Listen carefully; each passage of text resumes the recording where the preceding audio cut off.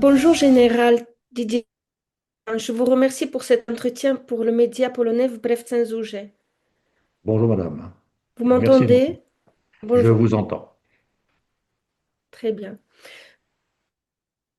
Si je puis me permettre, je vais vous présenter. Vous me direz s'il y a des choses à rajouter. Donc, vous avez été un actif, vous avez été général donc, au premier régiment des parachutistes d'infanterie de marine de 1975 à 2006.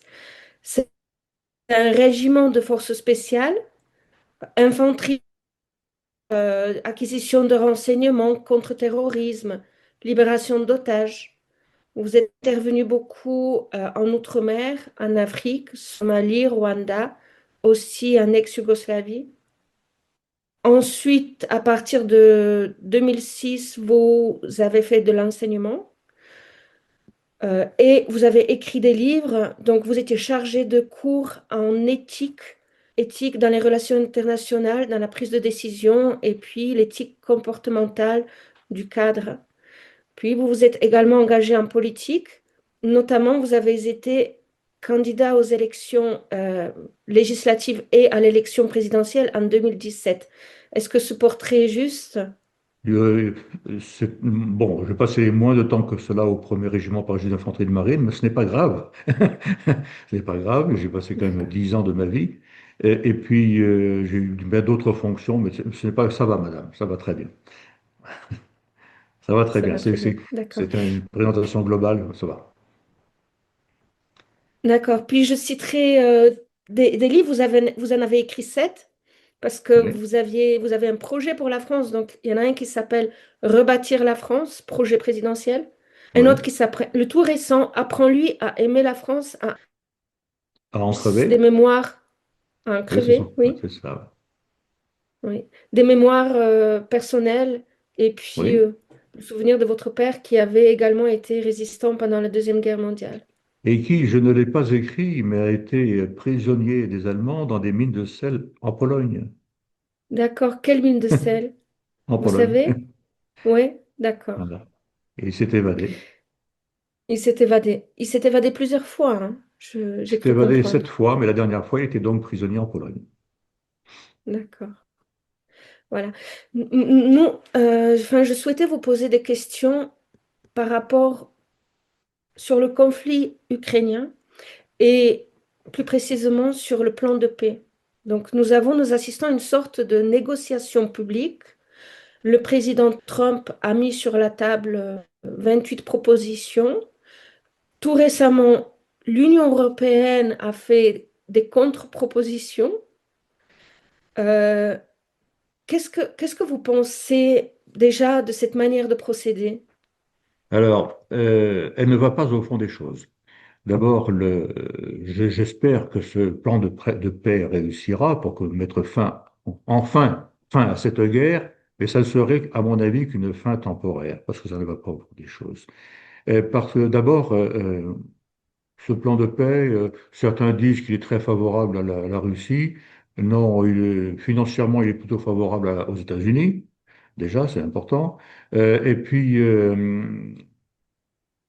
si vous voulez, encore une fois, il ne va pas au fond des choses, c'est-à-dire que, je vais m'expliquer. La guerre en Ukraine, c'est l'OTAN qui en est responsable.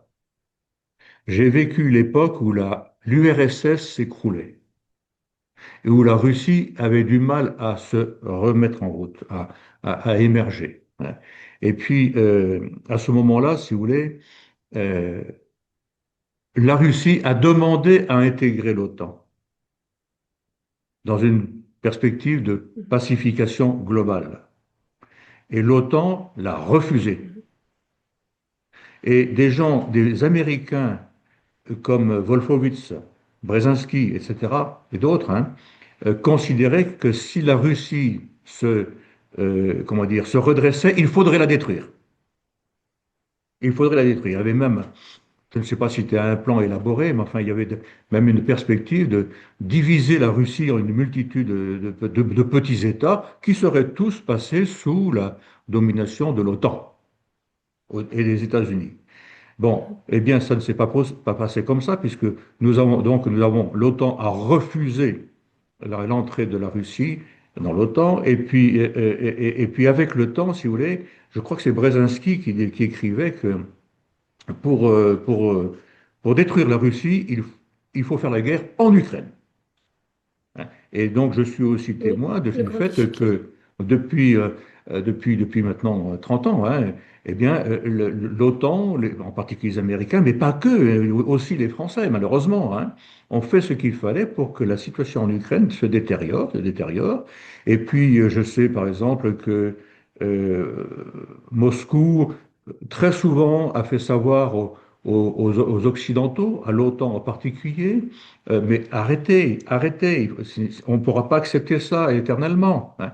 Et je Mhm. crois, qu'en décembre 2021, Vladimir Poutine a envoyé une lettre au patron de l'OTAN et puis sans doute à des chefs d'État occidentaux pour lui dire maintenant c'est fini, hein, vous arrêtez tout de suite, sinon et voilà. Et on n'a pas arrêté et Poutine a déclenché la guerre en 2022. Hein. Donc, si vous voulez, ce plan de paix, il va peut-être apaiser les choses, mais il ne va pas aux racines des problèmes. Il ne va D'accord. pas aux Donc racines. ouais, pour vous, la racine du problème, c'est le bellicisme de l'OTAN. Voilà, madame, c'est le bellicisme de l'OTAN. Alors, je ne suis ni anti-américain, ni anti-allemand, etc. Le problème n'est pas là, hein. Je suis pour la paix. OK. Hein, j'ai fait suffisamment de conflits dans ma vie militaire pour savoir ce que c'est, et à tout petit niveau, parce que j'ai vécu à côté de ce que vivent les Russes et les Ukrainiens en ce moment. Bon. C'était peu de choses. Mais euh, oui, il faut mettre fin au bellicisme de l'OTAN et particulièrement des pays européens qui constituent l'OTAN. Et par exemple, en particulier de la France. Mais en fait, c'est pas la France, hein, c'est le président Macron qui est belliqueux. Hein, c'est pas la France. Hein. Et donc, il faut mettre fin à cela. Sinon, je pense que le plan de paix, qui aura peut-être quelques effets bénéfiques pendant quelque temps, eh bien, finalement, n'aura pas d'effet bénéfique sur le long terme. Vous savez, on est dans une situation où l'humanité entière a désormais des armes de destruction absolument terribles. Ouais. Euh, J'avais en 94-95, quand j'étais à l'état-major de l'armée de terre à Paris, participé à une prospective. Il nous était demandé d'envisager la situation de la France, de l'Europe et du monde dans les années 2020 à 2030, sachant que déjà, on refusait l'entrée de la Russie dans l'OTAN. Bien. Eh bien, nous étions arrivés à quelque chose de terrible, hein. Il Nous avions écrit que cette situation pouvait dégénérer de telle manière on pourrait aller, ce n'est pas de certitude, madame, c'est une possibilité, voilà, on pourrait aller jusqu'à 6 milliards de morts au niveau mondial, sur 8. Or, on pourrait nous prendre pour des imbéciles à écrire cela, mais d'autres l'ont dit. Par exemple, euh, Euh, Kennedy Junior, qui travaille avec Donald Trump, a dit la même chose il y a à peu près un an et demi. Mais j'ai vu aussi il y a quelque temps, il y a un mois à peu près, une étude de l'intelligence artificielle qui disait la même chose. C'est-à-dire que Mhm. cette possibilité est, je pense, quand même avérée. Mais malgré cela, nous continuons avec des gouvernants au niveau mondial. Je n'ai pas dit un tel, un tel, un tel. Attention, d'ailleurs, c'est à des degrés divers, hein, n'est-ce pas? Nous continuons avec des gouvernants qui, qui font comme si on était avec des arcs et des flèches, quoi. Hein. C'est-à-dire qu'on peut avoir une catastrophe mondiale gigantesque, mais on raisonne comme il y a 200, 500, 1000 ans, etc. Nos gouvernants raisonnent comme ça. Or, il faut changer radicalement de façon de voir les choses. Radicalement. Sinon, on peut aller à une crise, à quelque chose de très, très, très grave au niveau de l'humanité. Et pas uniquement D'accord. pour Donc, l'Ukraine. est-ce que les races... Ouais. Donc, est-ce que les racines de ce mal ne résident en fait pas dans une espèce de partenariat public-privé ou des intérêts? On voit que les corporations sont beaucoup plus riches que nombre d'États. On sait que des lobbies peuvent acheter des politiciens. D'ailleurs, le président Trump a reproché à l'Ukraine une histoire de corruption. Est-ce que c'est pas une histoire d'argent? Et le fait que le privé prenne le pas sur le politique et l'intérêt général? Alors, vous avez raison, hein, mais il n'y a pas que ça. Si vous voulez, il y a quelque chose dans la civilisation d'essence chrétienne, l'essence de la civilisation occidentale qui a fait racines dans le christianisme. Hein. Jésus, quelque part, nous dit on ne peut pas servir Dieu et l'argent. Donc, on peut transposer ça, on ne peut pas servir l'homme, l'être humain et l'argent. Soit on sert l'argent et on met l'être humain au service de l'argent, soit on sert l'être humain et on met l'argent au service de l'être humain. Hein. Or, aujourd'hui, on est dans une, comment dire, une philosophie, si je peux dire, une ambiance d'enrichissement permanent, de poursuite de l'argent. Et puis les êtres humains, aucun intérêt, si vous voulez. Aucun intérêt. Maintenant, on envisage même comment ça s'appelle, la, euh, de les euthanasier. On envisage l'euthanasie dès que quelqu'un n'est plus rentable. C'est horrible. Mhm. Nous sommes dans une voie de sauvagerie, complètement. Hein. Et ça, vous avez raison, c'est à la racine. Mais on peut aller plus loin. Ça veut dire aussi, j'en ai parlé, j'ai abordé tout à l'heure, là, ça veut dire aussi que nous, Européens en particulier, avons rompu avec notre civilisation d'essence chrétienne. Voilà. Hein. Ça n'a jamais été parfait lorsque, bien entendu, l'Europe était chrétienne. Ça n'a jamais été parfait et ça ne sera jamais parfait. Mais il y avait quand même, on a quand même connu des progrès gigantesques pendant plus de 1000 ans. Plus de 1000 ans. Hein. Et puis, du moment où on a commencé à abandonner nos racines chrétiennes, nos références politiques chrétiennes, eh bien, nous avons commencé une voie de décadence. Hein. Et aujourd'hui, je crois que nous arrivons, il me semble, moi, c'est mon appréciation personnelle, je ne peux pas, j'ai bien sûr des arguments, mais je ne peux pas l'affirmer totalement parce que c'est en cours. Je crois que nous arrivons à la fin du processus. Maintenant, il va falloir choisir, en fait, c'est cela, hein, choisir entre continuer sur cette pente et puis au risque de, avec une probabilité de plus en plus forte, de détruire une grande partie de l'humanité. Mhm. Il y aurait quelques-uns seraient très riches, qui auraient le pouvoir, l'intelligence artificielle, etc. Quelques-uns. Et puis environ 500 millions, 2 milliards, je ne sais pas, peu importe, hein, qui eux seraient des esclaves. Bien. D'accord. Donc, Soit on continue vers ça, hein, c'est-à-dire ce n'est plus une humanité véritable, c'est horrible. Hein. Soit on change de perspective, hein, et on remet tout, la politique, l'argent, etc., au service de la France, pardon, des êtres humains. Hein. Par exemple, comme je suis en politique en France, n'est-ce pas? Donc au service de la France et des Français, mais aussi de la Pologne et des Polonais, et non pas au service de l'argent. Et non pas les Polonais au service de l'argent ou de la puissance. Je ne sais pas si je me suis bien exprimé, madame. tout à fait. Le président Poutine pour, avait deux objectifs principaux, démilitariser l'Ukraine et dénazifier l'Ukraine. C'est ce qu'il nous avait dit. Avant, en Ukraine, il y avait à peu près 250 000 soldats. De 600 000, le dernier plan de l'Union européenne voudrait qu'il y en ait, euh, qu'elle ne 600 soit pas 000. du tout limitée, qu'elle puisse rentrer. Ouais. Puis l'Union européenne souhaiterait qu'il n'y ait pas de chiffre, qu'il n'y ait pas de limite, que l'ouverture, enfin que l'Ukraine puisse rentrer dans l'OTAN si elle le souhaite. Donc on ne voit pas vraiment d'avancée, n'est-ce pas? Sur la réalisation de cet objectif-là. D'ailleurs, lorsque l'Ukraine a été attaquée par la Russie, l'OTAN a tout de suite militarisé en fait l'Ukraine et continue l'Ukraine. Oui, mais c'est ça, oui. L'OTAN a provoqué la guerre en Ukraine. Sur le long terme, hein, quand on regarde Et, sur 30 ans, c'est l'OTAN qui a provoqué la guerre en Ukraine. le président Trump, dans son point numéro 9, souhaitait qu'il y ait des avions de combat stationnés en Pologne.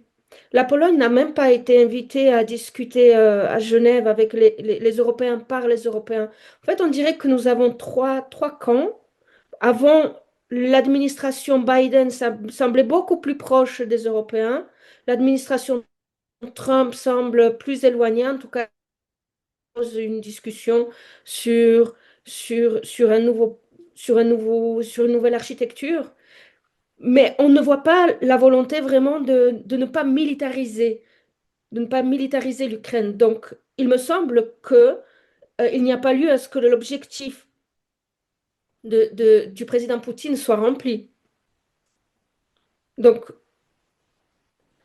et l'autre point, donc la dénazification, si l'on se cantonne à, à la Deuxième Guerre mondiale, on peut dire que le nazisme était une sorte de suprémacisme.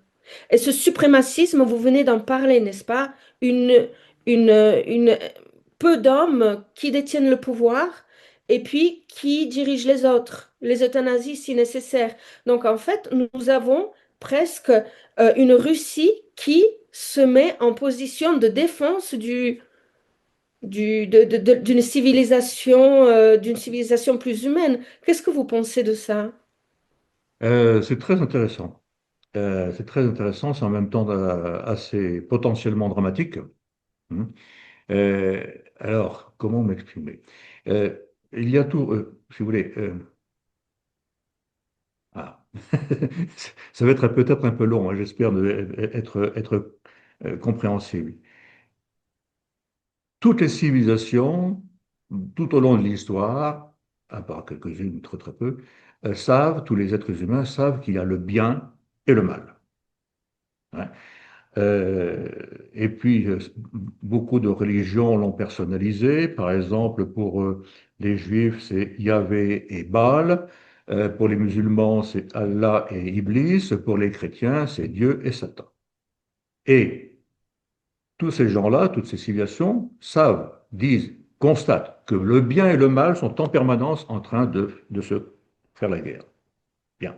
Mhm, Et il nous appartient à nous, êtres humains, de choisir notre camp. Voilà. Or, quand on regarde là l'histoire sur la très longue durée, madame, hein, attention, hein, c'est pas depuis 15 jours ou même 50 ans, hein, sur la longue durée, eh bien, l'Europe, la quasi-totalité des pays européens, encore une fois, d'une manière qui n'a jamais été parfaite, a choisi ce qu'on appelle le camp du bien contre le camp du mal. Bien. Et, euh, Et puis elle a diffusé cela dans l'humanité tout entière. Il ne faut pas oublier que aujourd'hui encore, si vous voulez, aujourd'hui, enfin, oui, hein, s'il y a maintenant des gens, des chrétiens qui sont en train de faire naître plus ou moins des sociétés, des civilisations d'essence chrétienne en Chine, en Indonésie, en Amérique du Sud, en Afrique, c'est parce que c'est venu d'Europe. C'est venu d'Europe tout cela. Hein. Euh, mais depuis allez, plusieurs siècles, petit à petit, en Europe, à peu près partout, mais plus particulièrement en Grande-Bretagne, en France, etc., hein, mais quand même partout, eh bien, on a changé de camp. On est passé du camp du bien au camp du mal. Pour l'immense majorité des gens, c'est sans s'en rendre compte, sans s'en apercevoir. Ils étaient conduits par quelques malfaiteurs, quelques malfaisants. Bien. Et cela, ça a remplacé les principes. Alors, je parle de politique, hein, de politique, bon, ça a remplacé les principes politiques chrétiens par des idéologies. Les idéologies ont ceci, ont toutes en commun, si vous voulez, le nazisme, le communisme, le wokisme, etc., etc. Toutes les idéologies, il y en a des dizaines maintenant, hein, ont ceci en commun, qu'elles utilisent le besoin d'absolu qu'il y a dans l'homme, dans l'être humain, elles l'utilisent pour diviser les êtres humains, faire des conflits et pour les séparer de Dieu. Tac, hein. Donc, mhm. l'idéologie, c'est quelque chose qui détruit l'humanité. qui détruit les civilisations. Or, nous sommes dans des temps idéologiques depuis au moins 1789, mais quand même bien avant. Ouais, bien avant. Ouais. Et il faut remarquer, moi j'ai vu ça en histoire, que par exemple Staline et Lénine se référaient à 1789 en France. J'ai vu aussi, il y a une cinquantaine d'années, une photo du président chinois Mao Tse-tung avec derrière lui des photos des cadres de Voltaire et Rousseau. Les gens qui ont fomenté, enfin, qui ont institué la Révolution française et qui eux-mêmes avaient été formés par des Britanniques, etc., etc. Hein. Donc nous sommes dans un chemin où nous avons changé de camp. C'est très important ça. Nous sommes passés dans le camp des gens qui choisissent le bien contre le mal, au camp des gens qui choisissent le mal contre le bien. Hein. Et donc nous Mhm. sommes dans cette période-là, mais avec des moyens de destruction absolument gigantesques, et ça peut nous mener à quelque chose de dramatique. Je ne sais pas si j'ai répondu à votre question. Tout à fait. Dans cette recherche de paix, il y a aussi un volet économique. Les terres de l'Ukraine sont réputées pour être très fertiles. Ils seraient passés maintenant aux mains de fonds d'investissement tels BlackRock. Et dans les deux plans, et de l'Union européenne et celui des États-Unis, il est question d'un accès privilégié ou d'un accès direct au marché européen de l'Ukraine. Donc, tout ce qui serait produit en Ukraine viendrait en fait être vendu ici, par exemple en France. Un nouveau danger pour les agriculteurs français. Ouais, oui, c'est clair. Oui. Oui, vous avez raison, c'est un nouveau danger pour les agriculteurs français qui aujourd'hui comment dire, bon, on est en train de détruire l'agriculture. Mais tout ça au nom comment dire, du mondialisme économique, etc. Mais si vous voulez, qu'est-ce qu'il y a derrière cela? C'est ça qui est, parce que ça, c'est un effet, si vous voulez, que c'est quelque chose qui est potentiellement très lourd pour en particulier les agriculteurs français, mais pas que pour eux, mais qui peut avoir des conséquences terribles. Par exemple, si demain, après cela, si la guerre redémarre, s'il y a une guerre lourde au niveau mondial, eh bien, la France ne pourrait ne plus, la France et la Grande-Bretagne, etc., hein, pourraient ne plus pouvoir s'approvisionner. Et donc, nous pourrions avoir des famines en France et en Allemagne, etc., hein, peut-être en Pologne, je ne sais pas. Hein. Voilà, nous pourrions avoir cela comme conséquence. Hein.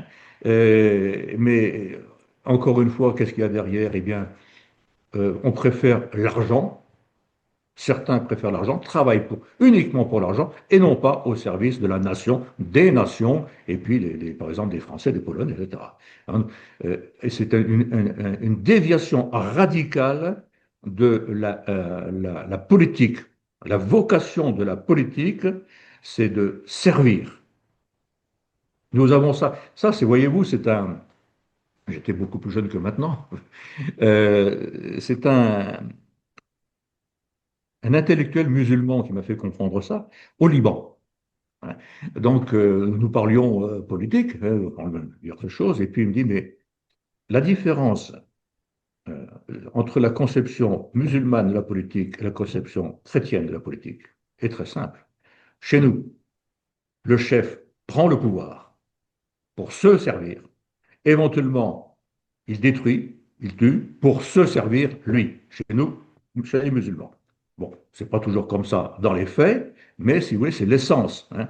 Tandis que chez vous, pays chrétien, eh bien, la politique, elle découle de ce qu'a dit Jésus à ses apôtres. Vous m'appelez maître, vous avez raison. Je suis venu non pas pour être servi, mais pour servir. Mhm. Donc le rôle du chef chez vous, c'est de servir. C'est énorme, ça. Or, aujourd'hui, on a complètement inversé cela. Eh bien, si bien que, bon, ben, tant pis pour les paysans français, tant pis pour s'il y a un jour une famine en France, en Angleterre, etc. C'est pas grave. Nous, on se fait du fric. Hein, tant pis. Hein. C'est-à-dire, c'est parce qu'on a inversé la signification de la politique et de beaucoup de choses, si vous voulez, hein. Moi, j'ai fait pas mal beaucoup d'opérations militaires, mais par exemple, la guerre, ben oui, s'il le faut, mais, mais s'il le faut, et d'une, ça c'est très important, et non pas la guerre pour la guerre pour le fric, non, c'est pas ça, hein. La guerre, s'il le faut, avec un principe qui était développé par nos lointains ancêtres de juste guerre, aujourd'hui, on n'en parle plus de ce principe de juste guerre. C'est très important, ça, hein. Et puis, la guerre, oui, mais l'objectif étant la paix, et la paix aussi, comment dire, sereine, aussi juste que possible, hein, la guerre pour la paix, oui. Mais pas uniquement pour détruire, pour tuer, etc., hein. On a, du fait de l'introduction des idéologies, que ce soit le nazisme, le communisme, n'importe quoi, si vous voulez, le libéralisme occidental, voilà, on a complètement inversé les choses, hein. Et je crois que si maintenant nous ne changeons pas progressivement, on ne pourra pas le faire d'un seul coup, pour revenir à l'ancienne conception de la politique dans nos pays de civilisation chrétienne, eh bien, c'est fichu. On va au drame. Voilà, je le crois vraiment. Du fait de la technicité, du fait Pardon. des armes dont on dispose. Parce que c'est vrai, Non, c'est pas le fait de aujourd'hui la c'est technicité, horrible. madame. La technicité, c'est très bien, à condition d'être au service de l'être humain.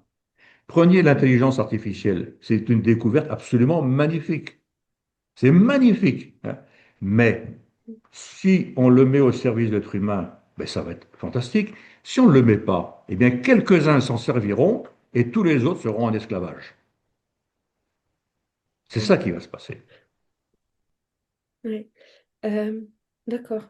J'ai, mais j'ai envie de dire qu'il y a une crise de l'autorité, de la légitimité de l'autorité. Les jeunes qui n'écoutent pas les plus anciens, les peuples qui ne croient plus dans leur gouvernement, ça c'est plutôt propice aux guerres civiles, ça, non? Tout à fait, vous avez complètement raison. Mais ça, si vous voulez, pardonnez-moi, je me répète, hein, mais les racines sont toujours au même endroit, hein. Si vous voulez, la- ce que devrait être la devise d'un chef, que ce soit le chef de famille, le chef d'entreprise, le chef militaire, le chef politique, enfin peu importe, la devise d'un chef, ça devait être aimer, unir, servir. Aimer non pas au Mhm. sens des sentiments, mais discerner et faire ce qui est bien, bon et juste pour ceux dont on a la responsabilité. Unir au lieu de diviser, hein, et servir au lieu de se servir. Eh bien aujourd'hui, on fait exactement le contraire. Exactement le contraire. On se sert et on divise pour régner, non pas pour... voilà. Ouais. Donc, forcément, ça ne peut pas faire autrement que de conduire à des situations potentiellement explosives, et partout, hein. Enfin, c'est vrai en France en particulier, nous le vivons tous les jours, et c'est pas uniquement Emmanuel Macron qui en est responsable, c'est quelque chose qui date de longtemps, hein. Mm. Mais on le vit, je crois, en Grande-Bretagne. La situation, à mon avis, est très difficile aussi en Grande-Bretagne, etc., etc. Donc, Mhm. oui, il faut changer. Il faut changer comment dire, aujourd'hui, on dit changer de logiciel, quoi, Ouais. changer de façon de voir les choses. Oui, alors comment faire ça? C'est comment faire ça? Mais j'ai une remarque encore qui vient par rapport à ce plan proposé par Trump, parce que en 3 ans et demi de guerre, l'Ukraine a perdu des milliers d'hommes. Beaucoup d'habitants sont partis habiter ailleurs. Il y a eu un grand exode. Euh, il y a des champs de mines, il y a des destructions massives, et pourtant, euh, il- il y aurait une amnistie. On parle de corruption, mais personne ne serait jamais jugé coupable. Donc, et ça, cette amnistie, enfin, j'ai l'impression que ce qui se passe en Ukraine, mais ça se passe aussi par chez nous, il y a des décideurs qui prennent des mauvaises décisions, jamais ils ne sont tenus pour responsables. Il n'y a plus, il n'y a plus en fait d'application de justice, d'application des peines. À la limite, c'est ceux qui disent le contraire des hommes qui sont au pouvoir qui sont mis en prison. Donc, il y a maintenant des délits d'opinion, mais il n'y a plus de justice au sens où ceux qui auraient fait des mauvaises décisions ou des malversations seraient punis. Ça n'existe plus. Euh, Comment ça se fait? Comment ça se fait que nos sociétés sont si corrompues?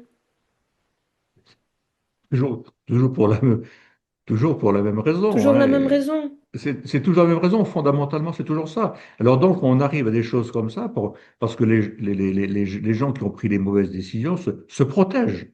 Je pense à quelque chose que, bon, c'est déjà assez ancien, mais enfin, euh, euh, je ne sais plus à quel moment exactement, le président François Hollande et Madame Merkel ont fait savoir que les accords de Minsk, c'était de la frime pour avoir le temps d'armer l'Ukraine.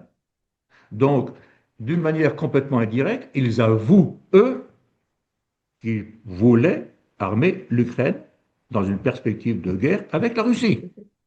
Hein. Bon, maintenant, il faut qu'ils Mhm, fassent attention. Ils ont la trouille, ils ont peur, quoi. Hein. Et je comprends. Hein. Donc, ils se protègent comment dire, avec des décisions comme celle que vous avez rapportée. Voilà, on laisse tomber. Euh, c'est pour se protéger. Hein. Et d'accord. nos États sont complètement pervertis aujourd'hui par cette pseudo-politique, parce que la politique, c'est servir. Hein. Et la plupart de nos États sont complètement pervertis par cette fausse politique dont je parlais tout à l'heure. Donc, moi, la situation, Mhm, même si la guerre en Ukraine s'arrête maintenant, je pense que ça risque de n'être qu'une pause. Hein. Et puis, mhm, si ça se termine complètement en Ukraine, ça redémarre. Ça risque fort de redémarrer ailleurs. Voilà. d'accord. D'accord. D'accord. Parce que, on en revient à ce que vous disiez au départ, il y a ceux qui font partie de l'OTAN, enfin les gens à l'intérieur de l'OTAN qui sont bellicistes. D'accord. Maintenant, si on en revient aux solutions qui pourraient être proposées, parce que euh, vous avez, de par votre formation militaire, enfin, présumons que nous sommes colonisés, d'accord? Que nos États sont effectivement colonisés par des contrats ou des règlements d'Union européenne ou des alliances avec l'OTAN, et que les États voudraient en fait reprendre une marge de manœuvre et se libérer de cette espèce de colonisation endogame. Euh, Comment faire? Quelle méthode Ça, utiliser? c'est c'est quelque chose que bon, avec d'autres modes, d'autres mots, etc., quelque chose que je préconise maintenant depuis longtemps, hein, depuis que j'ai commencé à réfléchir à un engagement politique. Euh, mais pour que pour que cela puisse se faire, euh, il faut, il faut un déclencheur. Il faut un déclencheur. Alors, quel déclencheur? Je ne préconise pas les coups d'État, je ne préconise pas les révolutions populaires, je ne préconise pas les guerres, etc. Non, mais il va falloir un déclencheur. Et quel sera-t-il? Quand sera-t-il? Je ne sais pas. Mais il faut qu'on se prépare ce déclencheur et puis à reprendre la main ensuite pour refaire de la vraie politique au service des nations et des êtres humains. Euh, Sinon, si on ne s'y prépare pas, eh bien, on risque fort après de rien pouvoir faire. D'accord, un Il est... déclencheur. Pardon? Alors. Non, Pardon? non, parce que vous me dites déclencheur, puis moi je pense souvent à la guerre, parce que la guerre c'est un fait C'est un pour déclencheur, hein? rééquilibrer. Oui, mais enfin, la guerre Ouais. est un On déclencheur, voudrait mais pas. c'est d'abord un mal, la guerre. Ouais. C'est d'abord un mal. Mais le général Mandon en France, Oui, oui, moi, je le répondons. il, il- Je n'ai il- pas du tout il a apprécié dit qu'il fallait préparer ses enfants. Oui, non, mais j'ai pas Ouais, du tout qu'il apprécié fallait. ces Alors, mots. Et franchement, je ne comprends pas. Parce que, comme chef d'état-major des armées, il est forcément informé, hein, il a forcément aussi une culture, ou alors les choses ont beaucoup changé depuis que moi j'ai quitté l'armée, mais il sait forcément que ce que j'ai dit tout à l'heure, que l'origine de la guerre en Ukraine est à l'OTAN. C'est l'OTAN qui est à l'origine de cette guerre. Bien, il le sait forcément. Ensuite, il sait que Euh, la Russie n'a pas du tout de haine contre la France, n'est-ce pas? Hein. Et puis, au contraire. Mais il sait aussi que, comme disait un politique français d'il y a longtemps, hein, Talleyrand, Talleyrand disait, je sais comment faire sortir l'ours de sa caverne, mais je ne sais pas comment l'y faire rentrer. Voilà, l'ours, c'est l'image de la Russie. Hein. Voilà. Donc, si vous voulez, le chef d'état-major des armées, il sait tout cela. Ou alors, je ne comprends plus, je ne comprends pas pourquoi il est chef d'état-major des armées. Donc, s'il a dit cela, c'est soit parce qu'il lui-même considère qu'il faut aller à la guerre,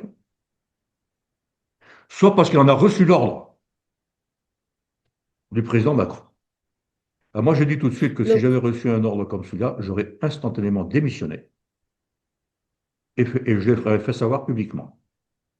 J'ai juste désobéi pour... j'ai désobéi en opération parce que les ordres que je recevais allaient contre ma conscience et professionnelle et humanitaire et chrétienne. Hein. Là, j'aurais démissionné. Point. Parce que, non, D'accord, la Russie, ne... si on continue comme ça, ah ben oui, on aura la guerre avec la Russie. Oui, oui, oui, non, oui, oui. Mais c'est nous, encore une fois, qui en serons les responsables. Ouais. Donc, moi, je ne suis pas d'accord. du tout d'accord avec ces propos. Et puis, mais je ne suis pas en responsabilité. Ouais. Donc, je précise juste, il a dit devant un congrès des maires Oui, il fallait que les Français préparent leurs enfants à la guerre. oui, Et ça a oui. fait un tollé, effectivement. Oui, ça fait un tollé, et Il puis y aura, il y aura des... ce n'est pas fini. À mon avis, il y aura des ça conséquences. ne- Hein. Ouais, pardon. Mhm. Il y aura des élections municipales en 2026, des présidentielles en 2027. Emmanuel Macron ne va pas pouvoir se représenter parce qu'il aura déjà fait 2 mandats. Est-ce que vous pensez que l'on peut espérer un changement de politique si un autre gouvernement se met en place en France? Dans l'état actuel des choses, si vous voulez, j'ai une expérience, hein, celle de 2017. Je m'étais présenté là pour la présidentielle. J'ai eu officiellement 84 parrainages alors qu'il en faut 500. Je sais, bon, je ne dirai pas mes sources, que j'en ai eu en fait plus de 1000. Voilà. Hein. Donc, si vous voulez, j'en ai conclu depuis cette époque-là que le système politique en France est complètement verrouillé. C'est ce que par ce que De Gaulle lui-même appelait le système désastreux des partis. Bien. Or, aujourd'hui, pratiquement tous les politiciens se disent gaullistes, mais par contre, ils trahissent De Gaulle. Bien. Hein. Parce que dès le départ de Gaulle, le système désastreux des partis s'est réinstallé. Et il bloque tout. Il bloque tout. Or, j'étais un candidat hors système. Donc, on m'a bloqué. Oui, Et si ce système désastreux des partis n'est pas, comment dire, évincé, hein, eh bien, la France continuera à décliner. Parce que les partis politiques, en fait, exercent ce qu'on appelle une tyrannie de fait. Alors, ce n'est pas une tyrannie sanglante, quoique. Bien, mais il exerce une tyrannie de fait. Hein. On n'a pas le droit de faire ci, on est obligé de faire ça, etc. Voilà. Il n'y a plus de véritable liberté. Et puis l'immense majorité des politiciens en France n'ont même pas la conscience de cela, n'ont même pas la conscience d'exercer sur nous une tyrannie. Et ils prétendent que nous sommes en démocratie. Nous ne sommes plus en démocratie, et depuis longtemps. Hein. Et puis, donc, pour changer la France, eh bien, il faut arrêter le système désastreux des partis. C'est ce qu'avait fait De Gaulle, mais ça n'a duré que 10 ans. Hein, parce après son mhm, départ, on est revenu au système des partis. Voilà. Et donc, si vous voulez, d'accord. on ne peut pas changer la donne en France tant qu'on ne change pas on ne met pas, on n'évince pas ce système désastreux. Alors maintenant, comment faire? Comment faire? D'accord. Pardon? Pardon, Non, madame? juste, je voulais juste préciser à l'attention du public polonais que le système de parrainage dont vous avez parlé, c'est une réforme qui avait été instaurée par le président Hollande. Maintenant, pour que un candidat à la présidentielle puisse se présenter, il lui faut obtenir au moins 500 signatures de maire. Voilà. Oui. Et puis, apparemment, comme vous le soulignez, il y a des blocages, il y a des difficultés à obtenir. Il y a autre chose, madame. C'est que, alors, jusqu'à Mitterrand, compris, c'était 200 parrainages secrets. C'est-à-dire que c'est le candidat qui recevait les parrainages des maires et les apportait au Conseil constitutionnel. Ensuite, c'est passé à 500 parrainages. Et avec le président Hollande, public. C'est-à-dire que le maire envoie directement ses parrainages au Conseil constitutionnel, qu'il les valide ou non. Mhm, Voilà, hein. mhm, Et puis le candidat, lui, ben, il attend, quoi. Voilà. Donc, mhm. si vous voulez, donc déjà, ça pénalise beaucoup le maire parce qu'il est, il est mis sur la place publique. Il est mis sur la place publique et donc ça peut lui créer des problèmes avec ses administrés, avec ses collègues, etc. Et ça lui crée des problèmes aussi avec, comment dire, le conseil départemental, le conseil régional. Et moi, je sais avec certitude, je ne donnerai pas de nom, qu'en en 2017, il y a au moins deux régions dans lesquelles le président de région avait dit à ses maires, si vous parrainez Tozin, vous n'aurez pas vos subventions. Certains maires me l'ont dit. Voilà, hein. Donc la France, le système est complètement bloqué au profit des partis politiques. Et il faut arriver à changer les choses. Et je pense que ce n'est pas le seul pays en cause, hein. Je crois que la Grande-Bretagne est bien, est bien mal partie elle aussi. L'Allemagne n'est pas mal non plus. Voilà, hein. Donc, et si on ne change pas le système, on continuera comme ça, puis tant pis si on a des guerres. Et puis... Mhm.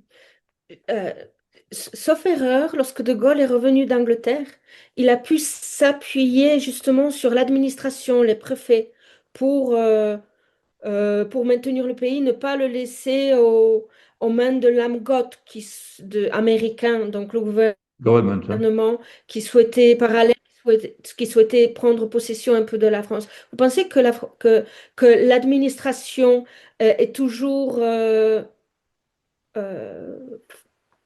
j'ai envie de dire, patriote comme elle l'était en 1945? Ah non, c'est une situation très, très, très différente, madame, hein, très, très différente, hein.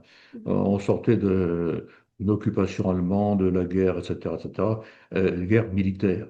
Et là, c'est très différent. Et puis en plus, si vous voulez, quelque chose de très important aussi, il y avait encore un sentiment national, des liens nationaux qu'on a, vous l'avez dit tout à l'heure, qu'on a complètement, pas complètement, mais qu'on a beaucoup détruit depuis des années, hein. Ne serait-ce que par l'enseignement.